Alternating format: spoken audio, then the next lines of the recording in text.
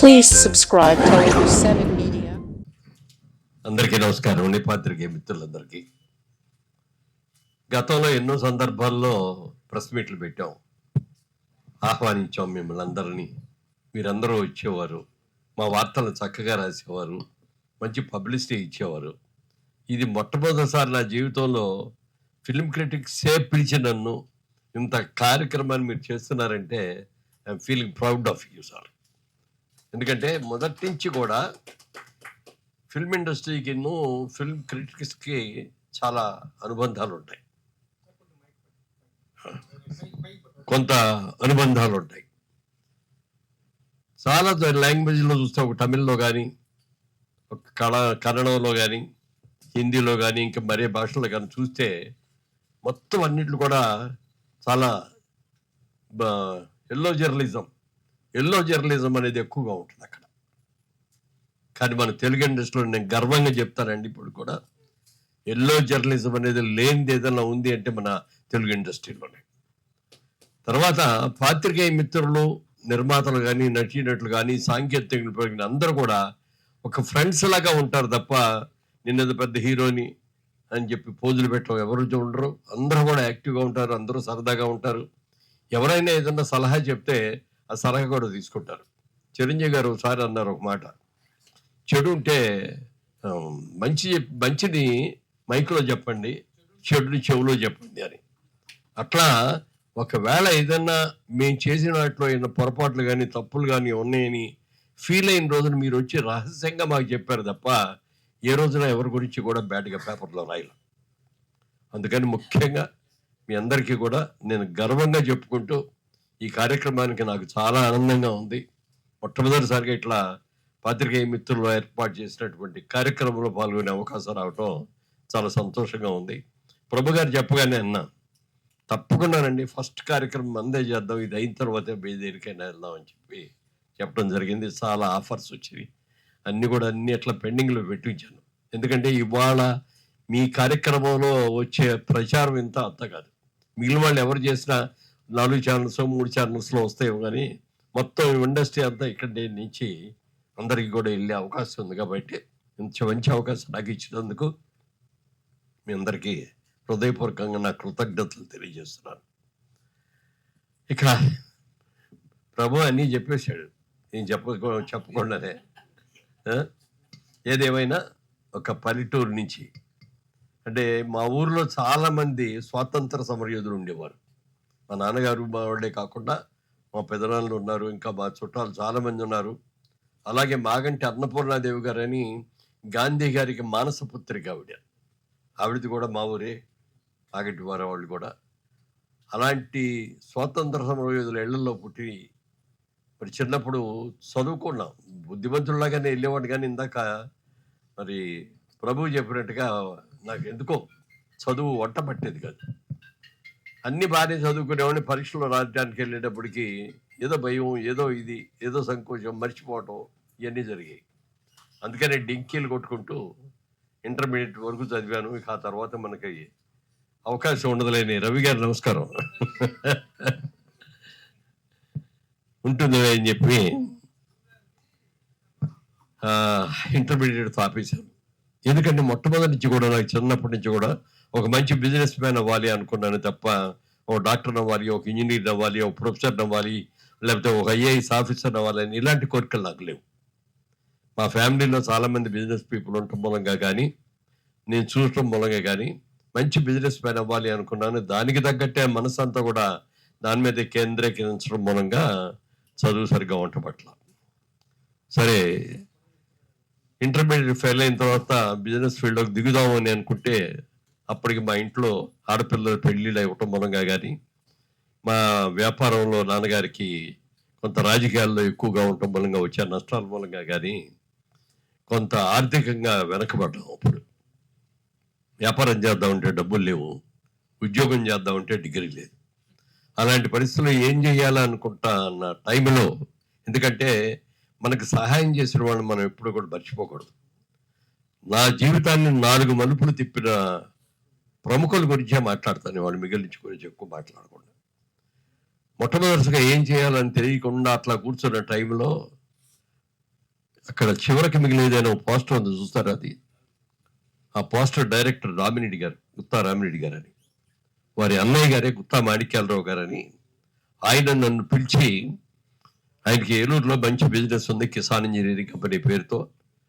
ఆ బిజినెస్ అని విజయవాడలో బ్రాంచ్ పెట్టాలని ఆయన అనుకొని నన్ను పిలిచి అడిగారు, ఇట్లా బ్రాంచ్ పెడదాం అనుకుంటున్నాను విజయవాడలో, నువ్వు వర్క్ చేస్తావా అన్నారు.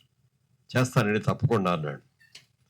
నీకు నెలకు 100 రూపాయలు జీతం ఇస్తాను, సంవత్సరానికి ఒకసారి 15 పైసల లాభాల్లో వాటా ఇస్తాను అని చెప్పి ఆఫర్ ఇచ్చారు ఆయన.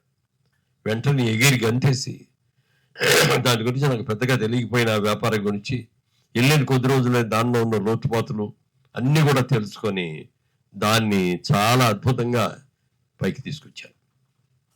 ఓ సందర్భంలో ఆయన, నా షేర్ ఇచ్చేద్దాం అనుకుంటున్నాను, బయట ఎవరెవరో అడుగుతున్నారు, వాళ్ళందరికంటే ముందు ఈ బిజినెస్ నువ్వు ఇంత డెవలప్ చేసేది నువ్వు కాబట్టి నీకే ఆఫర్ ఇస్తున్నారు అంటే, నా దగ్గర డబ్బులు లేవండి, ఉంటే ఆ రోజున మొదటి రోజు నేను పార్ట్నర్గా చేరి ఉండేవాడిని, వద్దు నాకు వాళ్ళు.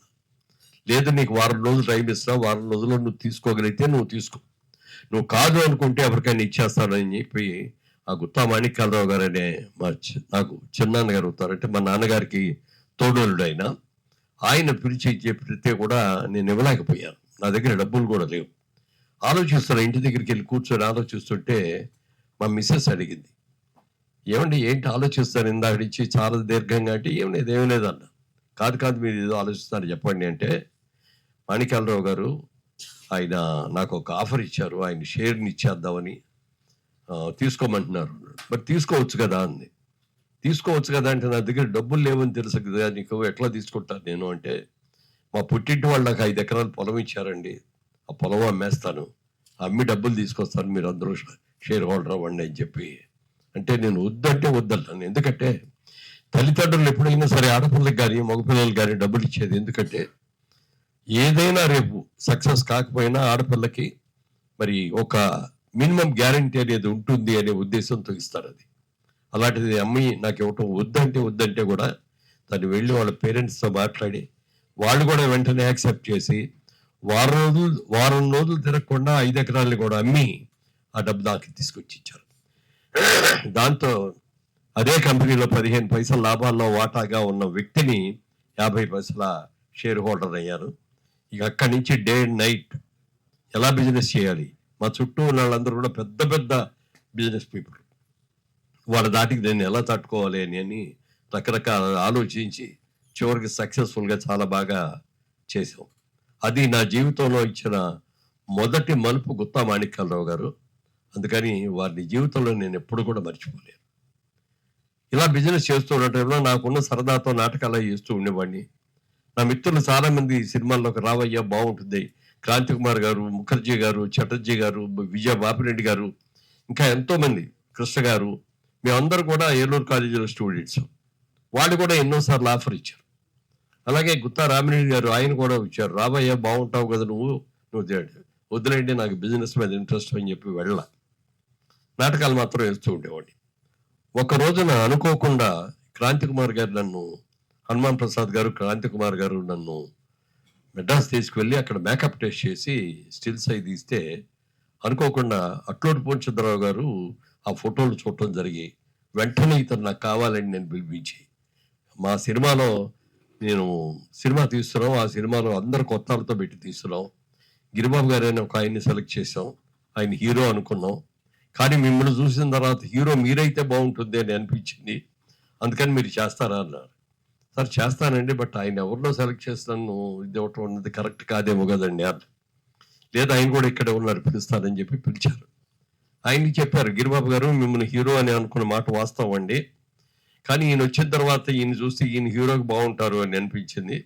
హీరోతో ఈక్వల్ క్యారెక్టర్ మా సినిమాలో విలన్ క్యారెక్టర్, మీకు అభ్యంతరం అయితే వేస్తారా అని చెప్పి అడిగితే, రెండో మాట కూడా వేస్తాను సార్ అని చెప్పి ఆయన ఒప్పుకోవటం. ఆ రోజు నుంచి ఈ రోజు కూడా మేము ఆ స్నేహం అలాగే ఉంది. అలా గిరిబాబు గారు కూడా నాకు ఎంతో హెల్ప్ చేశారు. అందుకని సినిమా ఇండస్ట్రీలో జగమే మాయ అనే సినిమాతో 1973లో ఫస్ట్ సినిమా హీరోగా యాక్ట్ చేశాను. నాకు ఆ సినిమా జీవితాన్ని ఇచ్చిన వ్యక్తి అట్లోటి పూర్ణచంద్రరావు గారు. చాలా పెద్ద ప్రొడ్యూసర్ ఆయన, ఎంతో పెద్ద పెద్ద హీరోలతో, నాగేశ్వరరావుతో, రామారావు గారితో శోభన్ బాబు గారితో, కృష్ణ గారితో, అమితాబ్ బచ్చన్ గారితో, రజనీకాంత్ గారితో, ఇట్లా ఎంతో మందితో ఎన్నో భాషల్లో ఆయన దాదాపుగా 87 చిత్రాలు 87 చిత్రాలు 13 భాషల్లో నిర్మించిన వ్యక్తి ఆయన. అలాంటి వ్యక్తి నా జీవితాన్ని సినిమా రంగానికి నాకు ప్రసాదించిన వ్యక్తి శ్రీ అట్లూరి పూర్ణచంద్రరావు గారు. ఆయన కూడా నేను జీవితంలో ఎప్పటికీ మర్చిపోలేను. ఆ సినిమా అయిన తర్వాత జగమేమాయ ఒక విధంగా ఆడింది, యావరేజ్ అంటే అబవ్ యావరేజ్ మధ్యలో.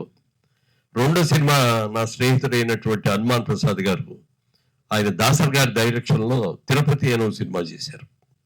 ఆ తిరుపతి సినిమాలో రాజ్బాబు గారు మంచి క్యారెక్టర్, కామెడియన్ అందులో. ఆ సినిమాలో గిరిబాబుల్లో నేను హీరో, అలాగే మిగిలిన హీరోయిన్లు కూడా కొత్త వాళ్ళు. ఆ సినిమా ఐఎమ్ సారీ, కొంచెం చిన్న ఫ్లాష్ బ్యాక్లో తేడా వచ్చింది. రెండో సినిమా తిరుపతి అనే సినిమాలో రాజ్బాబు గారు మళ్ళీ ఉన్నారు. ఆయన కూడా సారీ, జగమేమాయి జరిగేటప్పుడు ఆయన అడిగారు, మీ పేరేంటి? మురళీమోహన్ గారు. అప్పుడు రాజ్బాబు నా పేరు. రాజ్బాబు అండి అన్న. మీ నాన్నగారు వాళ్ళు పెట్టిన పేరు అదేనా అన్నారు. కాదండి, మా నాన్నగారు పెట్టిన పేరు రాజా రామ్మోహన్ రాయ్ అని పెట్టారండి అన్న. మరి రాజ్బాబు ఎలా అయ్యావు అన్నారు. అంత పేరు పొడుగు పేరు పొలం లేక అందరూ రాజ్బాబు అంటూ మొదలు పెట్టారండి. చివరికి అదే కన్ఫర్మ్ అయిపోయి రాజ్బాబుగానే ఇది అయ్యానండి అన్న. మరి సినిమా ఇండస్ట్రీలో ఇంకో రాజ్బాబు గారు ఉన్నారు, పైగా ఈ సినిమాలో కూడా రాజ్బాబు గారు ఉన్నారు. హీరో రాజ్బాబు గారు, కమెడియన్ రాజ్బాబు గారు అంటే బాగోదు, కాబట్టి మీ పేరు మార్చితే బాగుంటుంది అని అనుకుంటా, మీకు అభ్యంతరం లేకుండా మారుస్తూ ఉన్నారు ఆయన. సార్ నాకే అభ్యంతరం లేదండి సార్, తప్పకుండా మీరు చెప్పండి సార్ అని. అందుకని రాజా రామ్మోహన్ రాయ్లోంచి మోహన్ అని పెడదాం, బాగుంటుంది అని చెప్పన్నారు. అలాగే సార్ మీకు నచ్చితే పెట్టండి అన్నారు. ఇలాగే పాత్రికేయ మిత్రులందరితో కూర్చొని ప్రెస్ మీట్ జరుగుతూ, ఆ ప్రెస్ మీట్లో నన్ను గిరిబాబు గారిని ఇద్దరిని కూడా పరిచయం చేశారు. ఆ పరిచయం చేసినప్పుడు ఇట్లా మోహన్ అని పేరు పెట్టామని చెప్పారు. ఆంధ్రపత్రిక శ్రీనివాస్ గారు అని ఉన్నారు సార్, మరి సీనియర్ జర్నలిస్టులకు అందరూ కూడా తెలుసు, చాలా సీనియర్. ఆయన వెంటనే లేచి, సార్ మోహన్ అంటే ఏదో కత్తిరించినట్టుందండి, ఫుల్ ఫ్లెడ్జ్డ్ నేమ్ లాగా లేదు ఇది, ఏదో కృష్ణమోహను, వంశీమోహను, రామ్మోహను, మురళీమోహను ఇట్లా ఏదైనా పెడితే బాగుంటుంది కదండి అన్నారు ఆయన. అనగానే పూర్చంద్ర మురళీమోహన్ అన్నది బాగుంది కదా, అది పెడదామా అన్నారు. నన్ను అడిగారు, అడిగితే ఓకే అండి, నాకేం అభ్యంతరం లేదండి. అలా రాజబాబు అనే వ్యక్తి మురళీమోహన్గా మార్పు తీసుకొచ్చి నాకు సినిమా జీవితాన్ని ఇచ్చినటువంటి అట్లూరి పూర్ణచంద్రరావు గారిని, మరి ఇంత భిక్ష పెట్టిన ఆయన్ని నేను ఎప్పటికీ మర్చిపోలేను. రెండో వ్యక్తి ఆయన నా జీవితంలో. మూడో మలుపు తిరుపతి సినిమా చేసేటప్పుడు దాసరి నారాయణరావు గారు దానికి డైరెక్టర్. నా ఫ్రెండే అతను ప్రొడ్యూసర్ హనుమాన్ ప్రసాద్ గారు. అందుకని నేను అందులో సినిమాలో యాక్ట్ చేయటమే కాకుండా ఆ సినిమా ప్రొడక్షన్ అంతా కూడా నేనే దగ్గర నుండి చూసేవాడు. షూటింగ్ అంతా కూడా బెంగళూరు, మైసూరు అక్కడ జరిగింది. ఆ టైంలో నన్ను బాగా పరిశీలించారు దాసరి నారాయణరావు గారు. నా సిన్సియారిటీని కానీ, లేకపోతే క్రమశిక్షణ కానీ, లేకపోతే టైం మేము మెయింటైన్ చేయటంలో కానీ, ఇవన్నీ కూడా చూసి, మురళి నిన్ను పెద్ద హీరోయిన్ చేసే బాధ్యత నాదయ్యా, నా సినిమాలన్నింటిలో నువ్వు ఉంటావు అని చెప్పి దాదాపుగా 25-30 సినిమాల దాకా ఆయన సినిమాల్లో నటించే అవకాశాన్ని నాకు కలగజేసినటువంటి దాసరి నారాయణరావు గారిని నేను జీవితంలో ఎప్పటికీ మర్చిపోలేదు. ఆయన నా జీవితానికి మూడో మలుపు తిప్పిన వ్యక్తి దాసరి నారాయణరావు గారు. ఆ తర్వాత హీరోగా చాలా సినిమాలు చేసాం, సక్సెస్ఫుల్గా జరిగింది. సినిమా ఇండస్ట్రీ అక్కడి నుంచి హైదరాబాద్ షిఫ్ట్ అయ్యే పరిస్థితులు కూడా వచ్చినాయి. ఆ టైంలో ముగ్గురు మిత్రులైన ఒక సినిమా తీస్తూ, ఆ సినిమాలో హీరో శోభన్ బాబు గారు, నేను ఒక హీరో, చంద్రమోహన్ గారు ఒక హీరో. ఆ సినిమా చేసేటప్పుడు షూటింగ్లో ఒక రోజు శోభన్ బాబు గారు అడిగారు, మురళీమోహన్ గారు మీ ఇన్కమ్ అంతా ఎక్కడ ఇన్వెస్ట్ చేస్తున్నారు అని చెప్పి అడిగారు. అడిగితే సార్ నేను ఒక బిజినెస్ మ్యాన్ అండి, నాకు బిజినెస్ అంటే ఇంట్రెస్ట్, అందుకని బ్యానర్ పెట్టుకొని సినిమాలు తీస్తున్నానండి అన్న. వెరీ గుడ్, అది బాగుంది, చాలా బాగా చేసుకుంటున్నారు, వెరీ గుడ్ అన్నాడు. నాకు నచ్చిన సినిమాలు రైట్స్ కొనుక్కుంటున్నానండి అన్న. అది బాగానే చేసుకుంటున్నారు, వెరీ గుడ్ అన్నాడు. ఇంకా 2 డిస్ట్రిబ్యూటింగ్ కంపెనీలో షేర్ హోల్డర్గా చేరానండి. హైదరాబాద్లో ఉన్న డిస్ట్రిబ్యూటింగ్, తెలంగాణలో ఉన్న డిస్ట్రిబ్యూటింగ్ ఒకటి, విజయవాడలో ఉన్న డిస్ట్రిబ్యూటర్, రెండిట్లోనూ పార్ట్నర్గా చేరానండి అన్న. మీరు ఎప్పుడన్నా వెళ్ళి ఆఫీస్లో కూర్చుంటారా అని అడిగారు ఆయన. లేదండి, నాకు కుదరదు కదా. అంటే వాళ్ళు కష్టపడి సంపాదించి మీకు లాభాలు పంచుతారంటే మీరు నమ్ముతున్నారా అన్నాడు. అని ఎవరు కూడా మీకు అట్లాంటివి చేయరు, అది మాత్రం మీరు చేసే తప్పు అండి అని శోభన్ బాబు గారు అన్నారు. సార్ అలాంటి వాళ్ళు కాదండి, వాళ్ళు చాలా నీతివంతులు, నిజాయితీ పరులు, ఏమీ ప్రాబ్లం లేదండి అన్న. సరే నాకు తెలిసింది చెప్పారు, మీ ఇష్టం అన్నారు ఆయన. ఆయన నోటి మాట ఏమన్నారో జరిగిందో కానీ సంవత్సరం తిరగకుండా 2 కంపెనీలు కూడా మూతపడిపోవడమే కాకుండా ఆ కంపెనీ వాళ్ళు చేసిన అప్పులు కూడా నా మీద పడి నేనే తీర్చాల్సిన పరిస్థితి వచ్చింది. బికాజ్ అందులో నేను ఒక పార్ట్నర్గా ఉండటం మూలంగా. అప్పుడు మళ్ళీ సోహన్ బాబు గారి దగ్గరికి వెళ్ళి, ఏమండి మీరు చెప్పిందే కరెక్ట్ అయిందండి, 2 కంపెనీలు కూడా మూతపడిపోయినాయి, కానీ నాది ఒక అనుమానం అండి, నాకంటే పెద్ద హీరో మీరు, నాకంటే సీనియర్ హీరో, నాకంటే ఎక్కువ రెమ్యూనరేషన్ తీసుకుంటారు, మరి మీ డబ్బంతా ఎక్కడ ఇన్వెస్ట్ చేస్తారండి అని అడిగాను ఆయన. ఆయన చెప్పాడు అప్పుడు, సో ఈ ప్రపంచంలో 3 వంతులు సముద్రమే ఉంది, 1 వంతే భూమి ఉంది. ఈ 1 వంతు భూమిలో మంచు పర్వతాల్లో వెళ్ళి నివసించలేము, ఎడారుల్లో వెళ్ళి నివసించలేము. కాబట్టి అన్నిటికీ సమకూలంగా ఉన్నటువంటి ల్యాండ్ అనేది చాలా తక్కువ ఉంది. ఇవాళ ప్రపంచం యావత్తు చూసుకుంటే జనాభా విపరీతంగా పెరిగిపోతుంది. రాబోయే రోజుల్లో ల్యాండ్కి మంచి డిమాండ్ ఉంటుంది అని నేను నమ్మి నా ప్రతి రూపాయిని కూడా నేను దాని మీద అవసరమైతే అప్పు చేసి కూడా ల్యాండ్ కొంటున్నానని చెప్పారు. అప్పుడు ఎంక్వైరీ చేస్తే మెడ్రాస్ చుట్టుపక్కల ఎన్ని ల్యాండ్స్, అసలు ఎన్ని బిల్డింగ్స్ కట్టారో చెప్పడానికి లేదు. నిజంగా నాకు మాత్రం అది కురుక్షేత్ర యుద్ధం జరిగినప్పుడు అర్జునుడు అస్త్రం నాకు నేను గీత అదే అప్పుడు గీతాపదేశం కృష్ణుడు చెప్తారు, నేనందరూ కూడా నా బంధువులు అందరూ ఉన్నారు, వాళ్ళందరూ నేను చంపుతున్నాను, నాకు ఇష్టం లేదు అని చెప్పి ఆయన అస్త్ర సన్యాసం చేస్తే వెంటనే కృష్ణ భగవానుడు, రథసారథిగా ఉన్న కృష్ణ భగవానుడు గీతోపదేశం చేశారు. ఆ గీతోపదేశం తర్వాత ఆయన అన్ని తెలుసుకొని అక్కడి నుంచి చేశారు. ఆయన ఎలా అయితే కృష్ణుడు అర్జునుడికి గీతోపదేశం చేశాడో నా జీవితంలో శోభన్ బాబు గారు గీతోపదేశం చేశారు. అక్కడి నుంచి ప్రారంభించి ఎక్కడ వీలైతే అక్కడ నాకు వచ్చిన సంపాదన బట్టి మెడ్రాస్లో చిన్న చిన్న సైట్లు కొనుక్కోవటం, లేకపోతే ఇళ్ళు కొనుక్కోవటం, ఇట్లా చేసుకుంటూ వచ్చాను. ఇండస్ట్రీ ఇక్కడికి షిఫ్ట్ అయిపోయిన తర్వాత అప్పటిదాకా నేను హీరోగా నటించిన నేను ఇక్కడి నుంచి నేను హీరోగా బ్యాక్ చేయను, నా ఏజ్ 60 ఏళ్ళు వచ్చేసి అని చెప్పి అనౌన్స్ చేసి ఆ రోజు నుంచి క్యారెక్టర్ యాక్టర్లు వస్తే చేస్తాను కానీ లేకపోతే చేయను అని చెప్పి అంటం జరిగింది. హైదరాబాద్ వచ్చిన తర్వాత క్యారెక్టర్ యాక్టర్గా కూడా నాకు పెద్దగా సక్సెస్ఫుల్గా రాలా. ఎందుకు రాలేదు అంటే 4-5 సినిమాలు వచ్చి చేస్తాంటే అందరూ హీరో ఫాదర్ లాగా లేడండి, హీరో అన్నయ్య లాగా ఉన్నాడు, లేకపోతే హీరోయిన్ అన్నయ్య లాగా ఉన్నాడు అని ఇట్లా అన్నారు. అది నా పర్సనాలిటీ నాకే డిజర్వ్డ్ అయింది ఆ క్యారెక్టర్ యాక్టర్ చేయడానికి. తర్వాత కొన్ని సినిమాల్లో వచ్చింది. అప్పుడు ఆలోచించాను, సినిమానే నమ్ముకొని మనం ఉంటే ఇంకా బయటికి పైకి రాలేము, సంపాదించిన 4 డబ్బులు ఇవాళ కాకపోతే ఇంకో 10 ఏళ్ళ కన్నా అయిపోతాయి, ఏం చెయ్యాలి అని ఆలోచించి మళ్ళీ నాలో ఉన్న బిజినెస్ మ్యాన్ బయటకు వచ్చి శోభన్ బాబు గారు చెప్పిన మాట నాకు గురుతుల్యంగా అనిపించి ఆయన చెప్పినట్టుగా ల్యాండ్ మీద సంబంధించిన బిజినెస్ చేద్దాం అనే ఆలోచన వచ్చింది. వచ్చి ఇక్కడ హైదరాబాద్లో ఉన్న ఫ్రెండ్స్ అందరినీ కూడా అడిగి ఇట్లా రియల్ ఎస్టేట్లోకి వద్దాం అనుకుంటున్నానంటే, హైదరాబాద్లో నీలాంటి వాళ్ళు పనికిరారు, ఇక్కడంతా రౌడీయిజం, గూండాయిజం, మోసాలు, దగాలు ఎన్నో ఉంటాయి రియల్ ఎస్టేట్లో, నీ మెంటాలిటీకి అది సరిపోదు, వద్దు అన్నారు. సార్ మీరందరూ కాయిన్కి 1 సైడ్ చూస్తాను, నేను కాయిన్కి 2nd సైడ్ చూస్తున్నానండి అన్న. అదేమిటి అన్నారు, బొరుసు 2 ఉంటాయి, మీరు బొరుసు చూస్తున్నారని నేను బొమ్మను చూస్తున్నానండి అన్న. అదేమిటి అన్నారు ఆయన. ఇదేమిటి అనగా ఎవరైనా సరే, ఏ వ్యక్తి అయినా సరే పెళ్లి చేసుకున్న తర్వాత తనకంటూ ఒక చిన్న ఇల్లు కట్టుకోవాలి అనేది ప్రతి ఒక్కడికి ఆశ ఉంటుంది. అది పెద్ద ఇల్లా చిన్న ఇల్లు అనేది వాళ్ళ స్తోమతను బట్టి ఉంటుంది. ముందే ఇల్లు కట్టుకునే స్తోమత లేకపోయినా స్థలాన్ని కొనుక్కుందాం, 200 గజాల స్థలం కొనుక్కుని డబ్బులు ఉన్నప్పుడు ఇల్లు కట్టుకుందాంలే, లేకపోతే అంతగా మనం కట్టుకోలేకపోయినా మళ్ళీ అమ్మేస్తే మన పిల్లల చదువులకి ఆటికి పనికి వస్తుంది, లేకపోతే వాళ్ళ పెళ్ళిళ్ళప్పుడు పనికి వస్తుంది అని చెప్పి ఇలా అనుకుంటారు. ఇది ఒక అద్భుతమైన కళ. ఈ కళని నిజం చేసే వ్యాపారం రియల్ ఎస్టేట్ వ్యాపారం అని నేను నమ్మాను. నేను అదే చేస్తాను. ఎక్కడ 1% కూడా దగా చేయటం కానీ, మోసం చేయటం కానీ, లేకపోతే ల్యాండ్లు ఇది మన డిస్ప్యూట్స్ ఉన్న ల్యాండ్స్ కొని అమ్మేసి వెళ్ళిపోతూ ఉంటారు. అలాంటివి కానీ నేను చెయ్యను, నీతిగానే చేస్తాను, నిజాయితీగానే చేస్తానని చెప్పి ఆ రోజున ఒక నిర్ణయం తీసుకొని ఈ రోజు వరకు కూడా ఎక్కడ రియల్ ఎస్టేట్లో చిన్న తప్పు కూడా చేయకుండా, ఈ రోజు కూడా ఇన్నాళ్ళల్లో చూస్తే చాలా బిజినెస్లు చేస్తాను, ఏ రోజున నా బిజినెస్ మీద ఎవరు కూడా ఇన్కమ్ ట్యాక్స్ రైడ్ అనేది జరగల.